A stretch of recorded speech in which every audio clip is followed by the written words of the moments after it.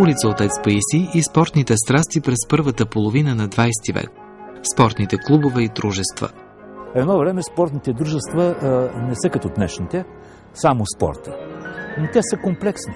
Те правят вечеринки, те правят концерти, понякога самодейни театри, занимават се с какво ли не.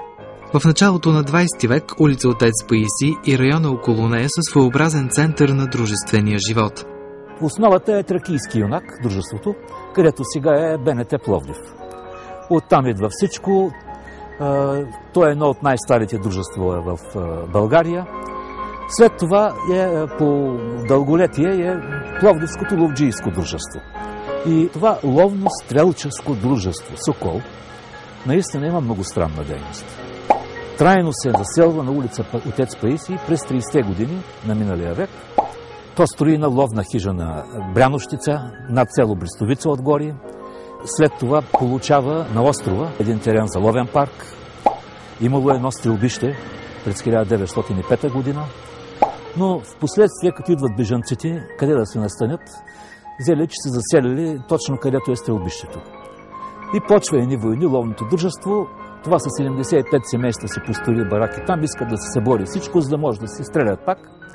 И в края на краища общината им дава нов терен. На Отец Паисий са представителните магазини на много марки автомобили и друга техника. Вероятно заради това, на улицата свой клуб разкрива и Дружеството на шофьорите. И то кръжи наоколо, най-напред е на Джумаята, в зданието на Алианс Франсес. След това по-наблизо и накрая вече на Отец Паисий номер 31. Там се откриват един клуб, сладкарница. По едно време искат да строят ново здание, дори пускат един конкурс за архитект, за проектите нататък. След 1949 година на улица Отец Паисий номер 31, на мястото на Дружеството на шофьорите, вече е клуба на Локомотив Пловдив. На улицата са клубовете на мотоциклетистите. Архивите пазят спомени за много състезания, които са се провеждали. На улица Отец Паисий е бил и клуба на парашутистите. Сега обаче от всички тях няма и следа. Времената се менят, нищо не е останало от тях.